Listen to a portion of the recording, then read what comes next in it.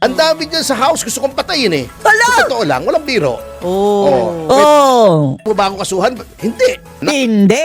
Oh, yan mga kababayan ha, abogado na mismo ang nagsabi na hindi ka pwedeng kasuhan mga kababayan kapag ang mga ito ay iniisip mo pa lamang. Yan ang kanyang pinupunto mga kababayan dahil napakarami daw mga hipokrito dyan sa Kongreso mga kababayan. Nag-ugat naman ito lahat eh. Doon sa sinabi ni VP Inday mga kababayan na kung mamamatay ako dahil mayroon akong threat galing kay Bangag mga kababayan, may kinausap na akong gantihan si Lisa, si Tamba at si Marcos mga kababayan. At bilang analogy dyan mga kababayan, sinabi ni Suntay na kagaya lang din yan nung nakita mo si Ann Curtis tapos at kung ano-ano na lang ang napapasok sa iyong isipan. Pero hindi ka pwedeng kasuhan dahil iniisip mo pa lang eh. Tapos nagpuputak na yung mga kongresista mga kababayan.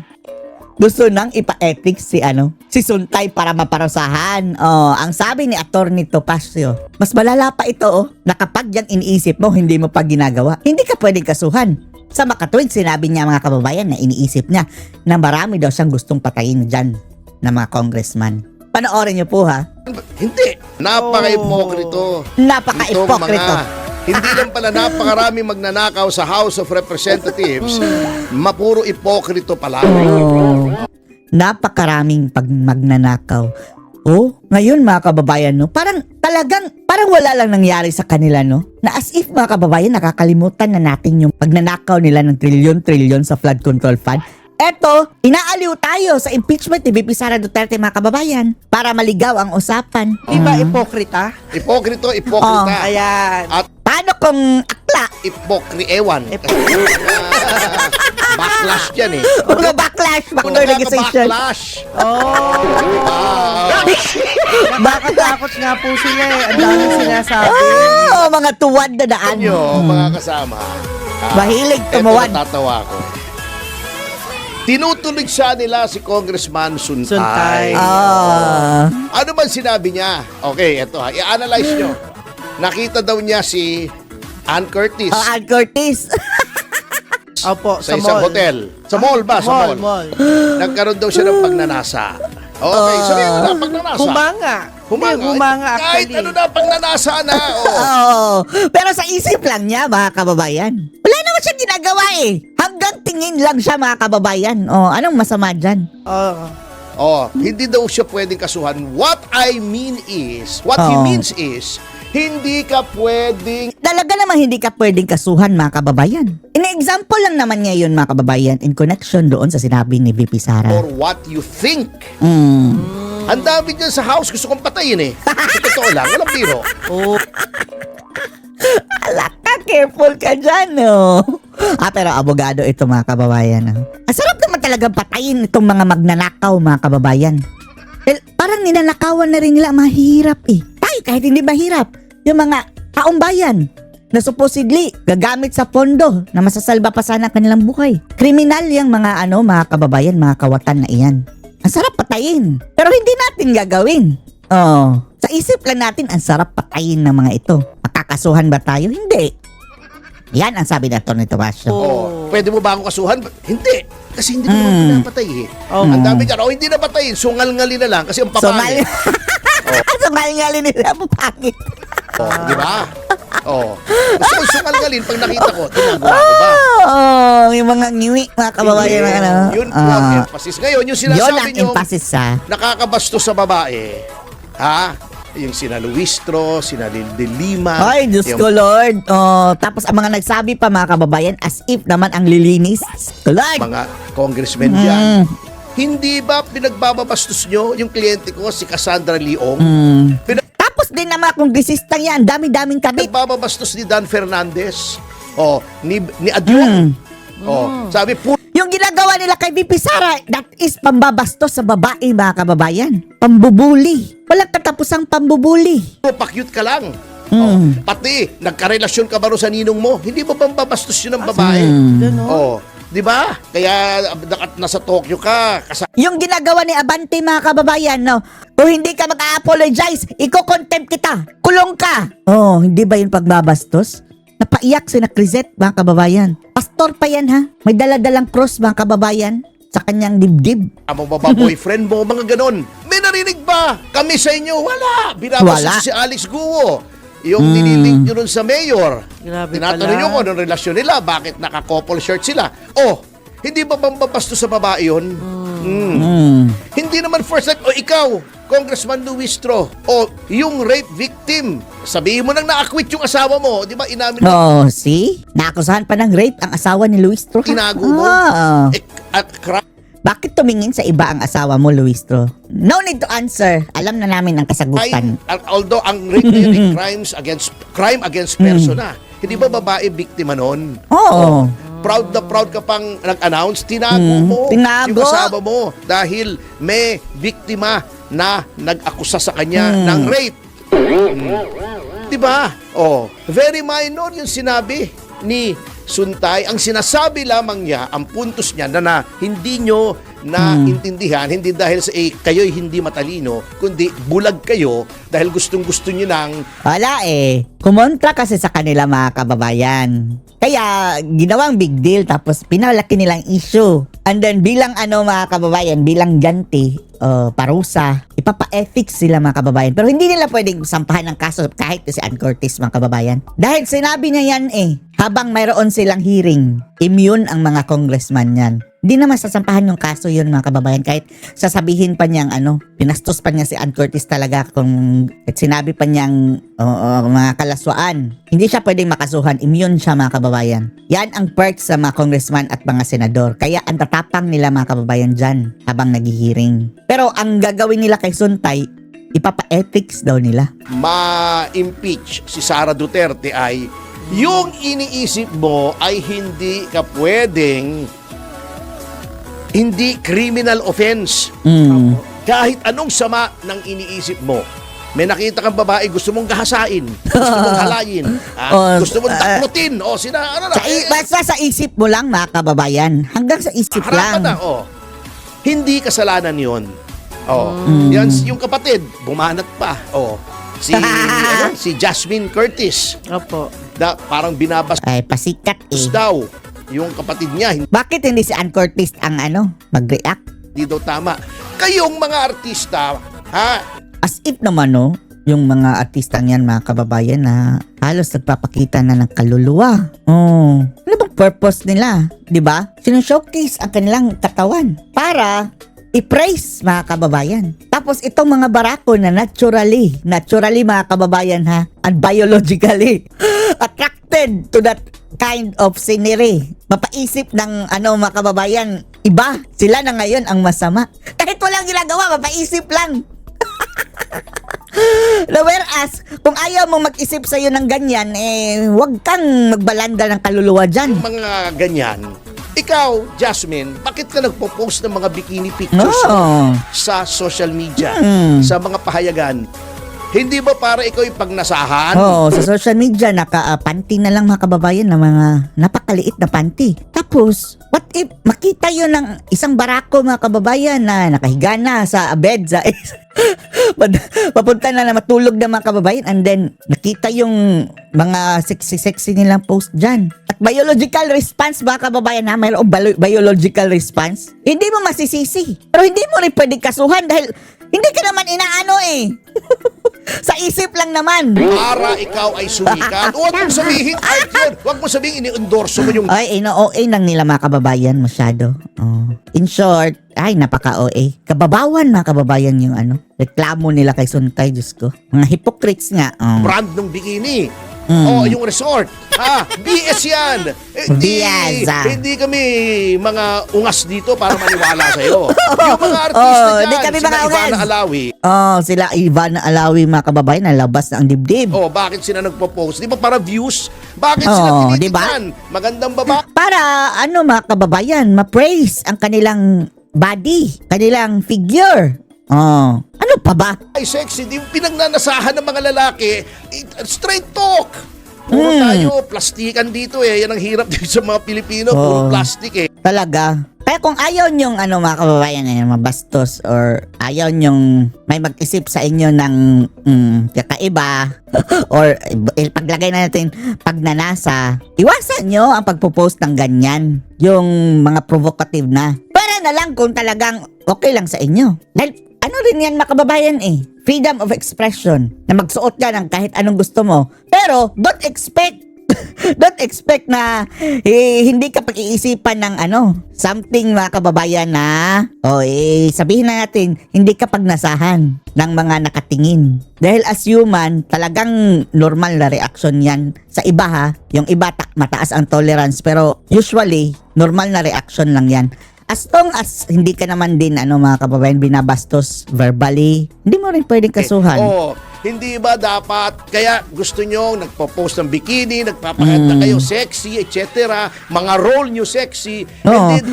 Grabe mga kababayan. Mga role kantutan. As in, di ba may mga role diyan si Ann Curtis mga kababayan din na talagang adult na theme mga kababayan. Grabing bimbangan. Yan siguro ang naalala ni Suntay. Di ba para maging attractive kayo? Huwag nyo kaming bulahin. Bakit kayo nagkagaganyan? Ano yun? Type nyo lang? Kaya, naging logical lang yun si Suntay mga kababayan. Give us that hypocrisy. Ang problema dyan sa House, pati sa Senado, ang daming hipokrito dyan mga na daw, mga Diyos ko, mga feeling santo ko Lord. di ba? Pero yung kay Suntay, sana hindi na lang niya minention, no? Para wala ng issue. Sana sinabi na lang niya artista. Pero walang problema dun mga kababayan kung kahit sabihin nga pa si Ann Curtis. Pero sakay ang mga itong mga ungas. Yang si Rizzo Ontiveros, gusto niyang i-decriminalize ang libel. Ginagamit naman niya yung libel. Tapos nagsampa ng libel. Di ba? Ginamit niya sa akin. Hipokrito! Ginamit niya sa mga tao. Talo! Na basura! So, stop the hypocrisy. Huwag kapag kalaban nyo ay pinalalaki nyo yung issue, pagkakakampi nyo, na ang daming insulto sa mga babae ay hindi kayo kumikibo. Yung mga nire-recruit noong mga left-leaning organizations sinuturo, nire-rape, di ba may nire-rape? Yung Kabataan Party List. Oo nga, no? Baka nakalimutan nyo na yung Kabataan Party List, ha? Nagkakagahasaan na mga kababayan sa sa kanilang hanay. Diyos ko. Sa bundok. Mga kabataan diba? pa yan, ha? Dinadala sa bundok. Para Parausan ng mga commander. Nung mga commander doon. May kumibo ba sa inyo dyan? Wala. Doon lang, yung Duterte Youth Party List. Tinanggalan nyo pa ng boto. Yung guest natin dito, si Ronald Cardema. Natanggalan ng boto. Boto! Sabi ko. Ay, nako. Iba ibig sabihin ng boto, mga kababayan, sa Ilonggo. Itanong nyo kay Eloy Bugris kung anong ibig sabihin ng boto. Sa Bisaya, iba din ang ibig sabihin ng boto, mga kababayan. Nawala ng pwesto sa Kongreso. Yun ang sinasabi ko. So, attorney, wala pala Double standard Double wala pala standard. sa batas talaga yung sinasabi. Wala. Basta iniisip mo lang. Yung tungkol dun sa mga against sa Women's Month, ganun. Women's Month. The Women's Month. Doon nila dinuduktong yung problema. Wala, yan, eklabo lang ng mga Eklabush. yan. Pagka sila, if it is for their advantage, gagamitin nila lahat. Kabataan, kabataihan, Women's Month. Puro BS yan. Muntik ko na masabi yung buong word Naghihinay-hinay pa naman tayo. BS naman tayo ng mga yan.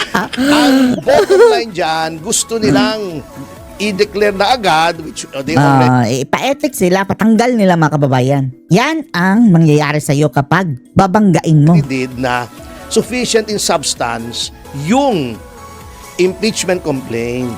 Di ba?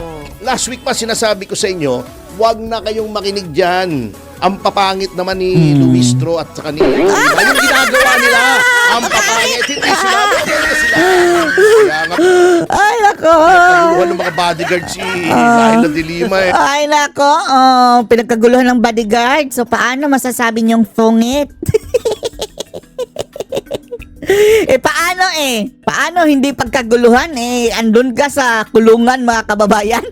At tauhan mo, driver mo, Suldado, ikaw nagpapasahod. Madam ka. Oh. O, di ba? Aminado naman siya eh. O, di ba?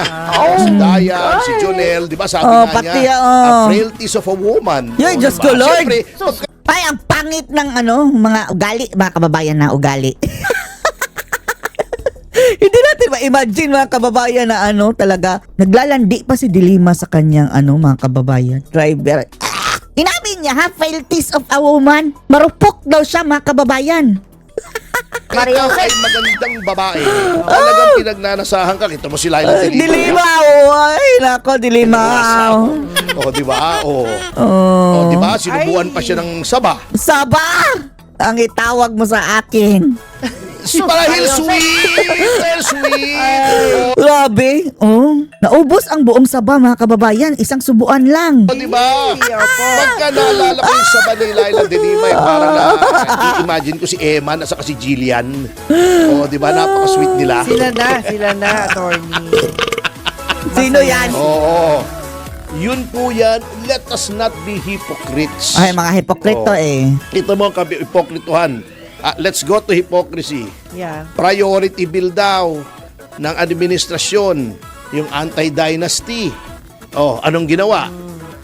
Masyadong nilabnawan yung bagong version.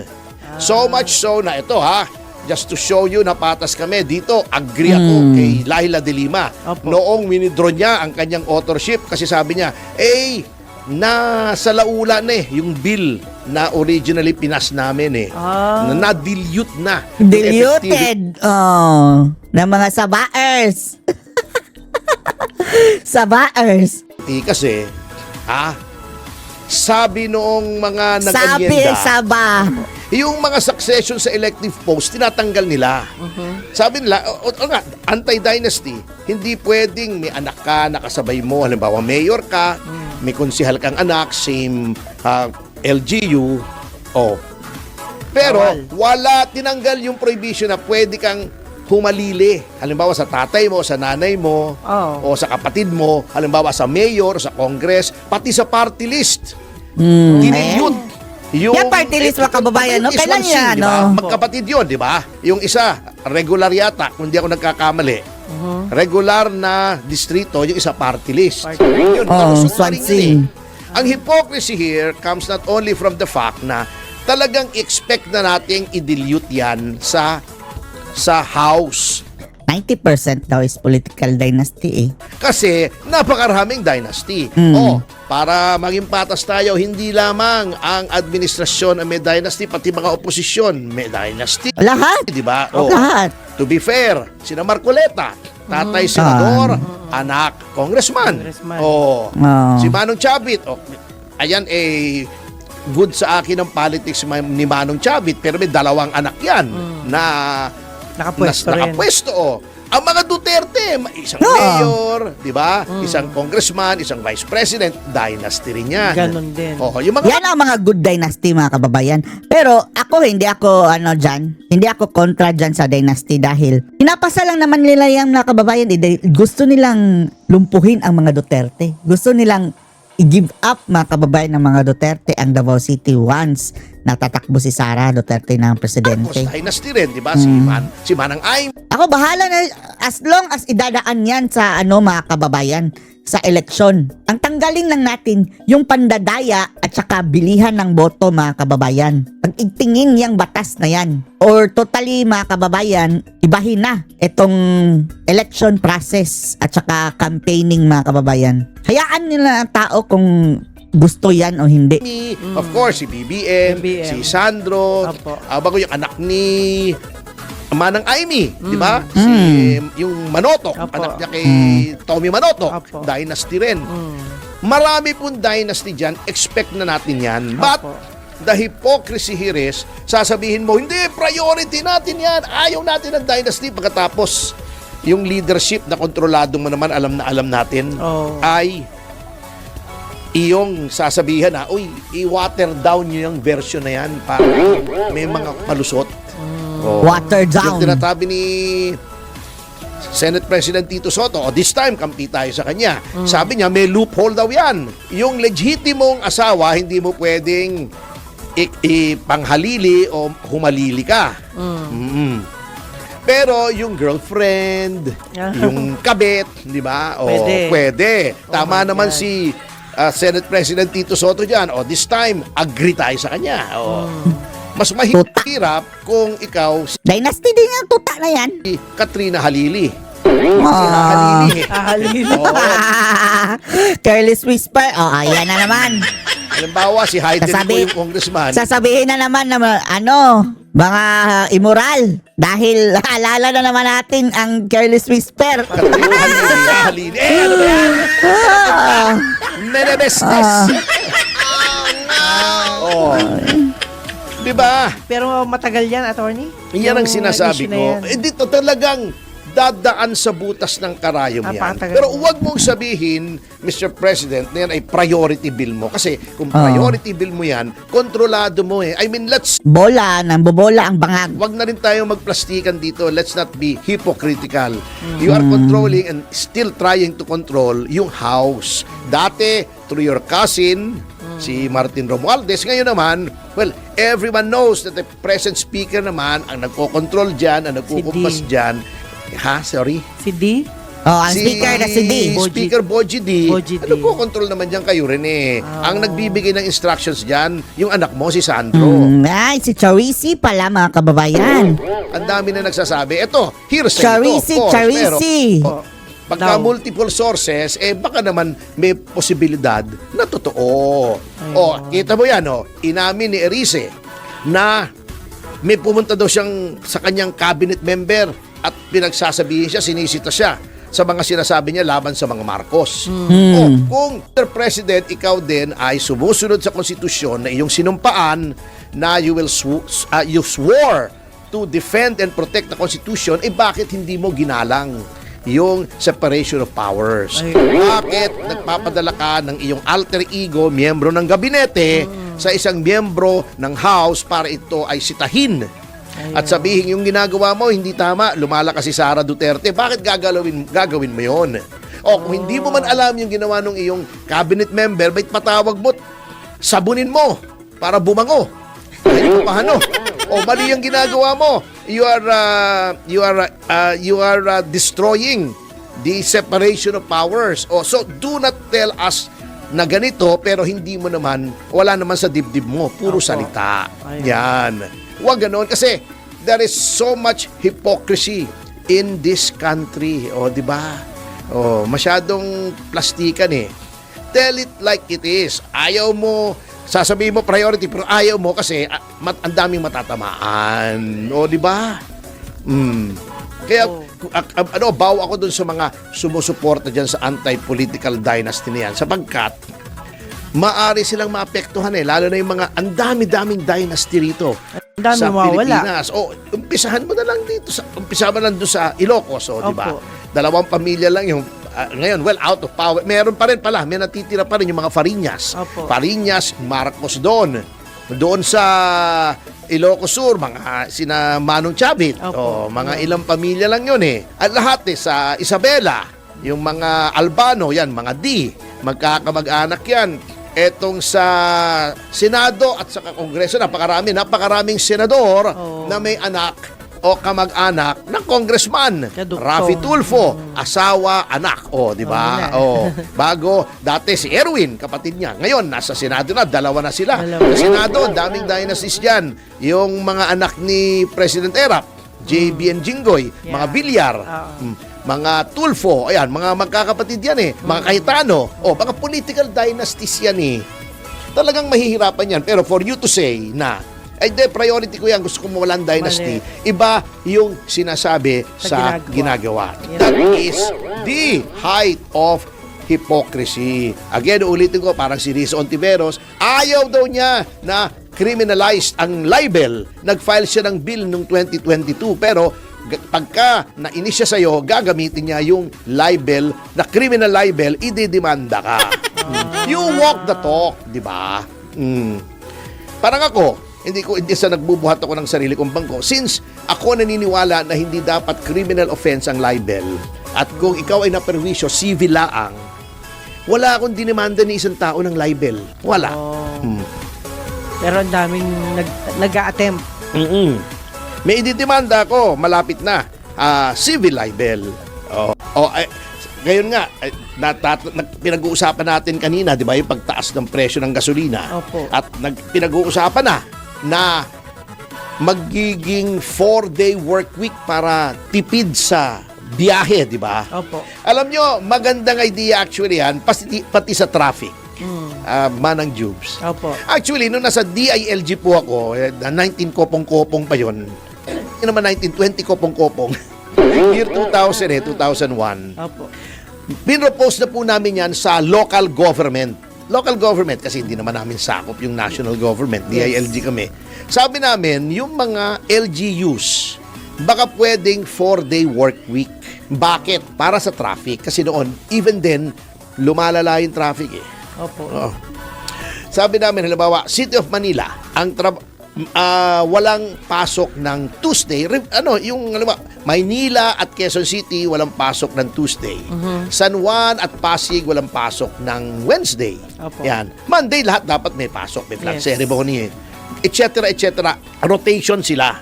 Bakit? Kasi napansin namin, kasi di ba under din namin ng kapulisan. Opo. Nagre-report sa amin yung pulis sa traffic condition. Napapansin namin pag mayroon lang holiday, ang isang LGU, isa lamang. Halimbawa, Foundation Day ng Quezon City. Yes. Buong Quezon hindi lang Quezon City. Buong Metro Manila, gumagaang ang traffic ng mga 10 to 15%. Malaking O bagay. araw ng Maynila, walang pasok sa Maynila. Ganon din. Opo. Apektado kasi tukod-tukod yan eh. Hindi lang lungsod ng Manila. Maynila ang gumaang ang traffic, kundi buong Metro Manila. So, tingin ko magandang pag-aralan yan at baka pwedeng gawing permanente na eh. Oo. Anyway, sa puntong ito ay tanggap po muna tayo ng flash report mula kay Patrol 30, Miss Jelly Mendez. DWIZ Flash Report. Formal nang naghain ng ethics complaint ang Gabriela Women's Party List laban kay Quezon City 4th District Representative Jesus Bong Suntay.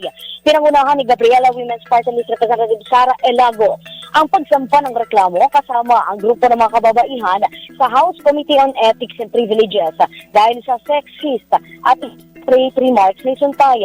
Ayon kay Lisa Maza, ang dating kinatawa ng Gabriela Women's Party List bilang mambabatas, dapat alam ni Suntay ang mga batas pagdating sa karapatan ng mga kababaihan. Partikular na tinukoy ni Maza ang Magna Carta at ang Anti-Violence Against Women and Children's Act.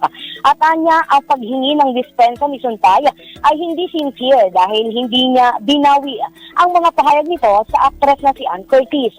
Pinayuhan rin ni Maza si Suntay na pag-aralan ang mga nakapaloob na batas sa pagprotekta at paggalang sa mga kababaihan. Para kay Maza, dahil mambabatas si Suntay, dapat ay mas mabigat na parusa ang ipataw sa kanya. Kabilang sa parusang inilatag ni Maza na maaaring ipataw kay Suntay ay ang suspension, pagmultahin at ibigay sa organisasyon ng mga kababaihan community service at gawin din nito kung ano ang mga ginagawang trabaho sa tahanan ng mga kababaihan. Matatanda ang nag-meet siya ang reklamo kasunod na rin ng mga naging pahayag ni Suntay sa pagdinig ng House Committee on Justice tungkol sa TV host na si Ann Curtis. Ayon kay Elago, ang mga imahinasyon ni Suntay patungkol sa isang babae ay malinaw na pambabastos sa kababaihan. Binigyan din ng kongresista na hindi katanggap-tanggap at nararapat lang na mabigyan ng karapatang parusa ang mga opisyal na lumalabag sa karapatan ng mga kababaihan. Una nang ipinag-utos ng Kamara sa Ethics Committee na agarang aksyonan at magkasa ng meeting para suriin ang kontrobersyal na pahayag ni Suntay na malinaw na offensive, uncalled for at irrelevant. Ito si Patrol 30. Jelly Mendez nag-uulat para sa Impinang May Todong Lakas sa DWIZ. Nagbabalita ng tama, naglilingkod ng tama. Kapag may bagong balita, naka-on air, agad-agad, DWIZ Patrol Report. Yan, yung report na yan, Ang tindi. nagpapakita na hypocrisy. Yung yung mga nire-recruit ng Kabataan Party List na na-rape, Sara Ilago, anong sinabi mo? May sinabi ka ba? Wala. Napakalaking ipokrito niyang si Sara Ilago. Yung complaint namin kay Relisa Lucena, ini-empower niyo yung pagre-recruit ng mga babae, inaabuso doon sa kabulubundukan, bulubundukin. Wala kayong sinasabi. Yan ang sinasabi kong punong-puno ng ipokrito ang House of Representatives. Grabe, matindi. Yan ang nakakaskandalo. Hindi naman hinawakan, eh. Yung inimagine lang, sinabi lang as an example. Relevant yun, Sara Ilago. Relevant kasi ang sinasabi ni Congressman Suntay, no one should be called to account legally or criminally for what he is thinking. Thinking lang.